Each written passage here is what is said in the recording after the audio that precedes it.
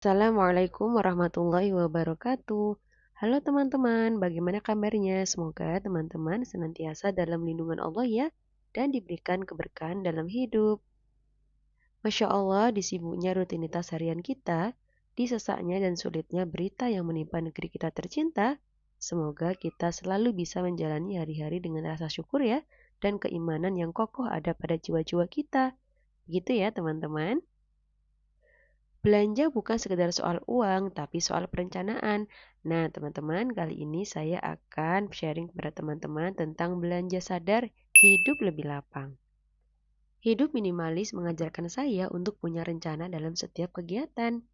Pada kali ini misalnya, padahal belanja. Bukan belanja asal ambil, bukan juga karena diskon, bukan juga karena ikut-ikutan ya teman-teman. Di zaman serba cepat dan penuh dengan iklan ini, godaan belanja datang dari segala arah. Diskon besar-besaran, flash sale, gratis ongkir, cashback, dan masih banyak lagi. Tanpa sadar, terkadang kita tak sadar belanja dan membeli bukan karena butuh, tapi karena takut ketinggalan, takut kehabisan, takut ketinggalan diskonan.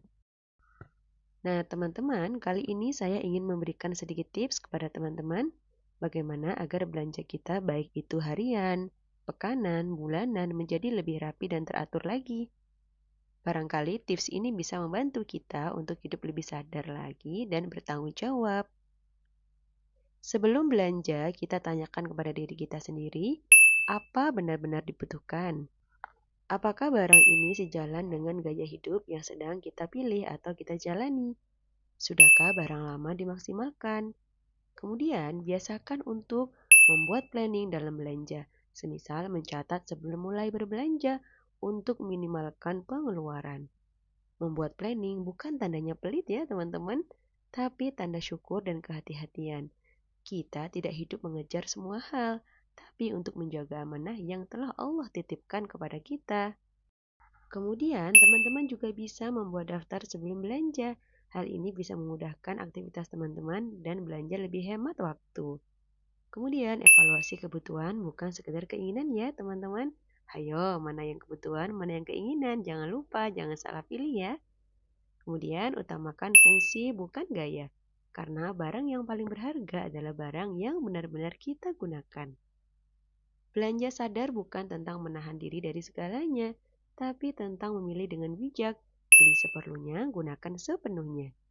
Karena setiap barang yang kita miliki akan mengisi ruang. Nah, ruang itu akan menguras waktu dan menyita perhatian kita. Belilah seperlunya, gunakan sepenuhnya. Tidak berlebihan, tidak tergoda hawa nafsu, apalagi hanya sekedar karena diskonan.